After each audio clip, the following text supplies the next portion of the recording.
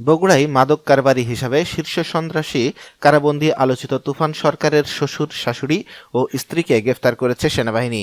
বুধবার ভোরে শহরের সেইজগাজী পালপাড়া নিজ বাড়িতে অভিযান চালিয়ে তাদের গ্রেফতার করা হয়। অভিযানকালে তাদের বাড়ি থেকে বেশ কিছু ফেনসিডিল ও ধারালো অস্ত্র পাওয়া যায়।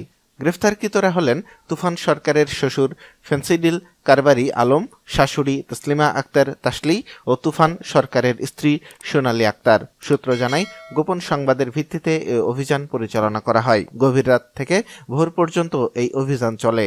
এ সময় আলমের চারতলা বাড়িসহ তার দুটি বাড়িতে অভিযান চলে। অভিযানকালে মাদক কারবারি ওই তিনজনকে গ্রেফতার, ফেনসিডিল ও ধারালো অস্ত্র উদ্ধার করা হয়। গ্রেফতার আলম ও তার স্ত্রী তসলিমার বিরুদ্ধে 10 থেকে 12টি করে মাদক মামলা রয়েছে আলাদাভাবে। তাদের থানায় হস্তান্তর করা হয়েছে।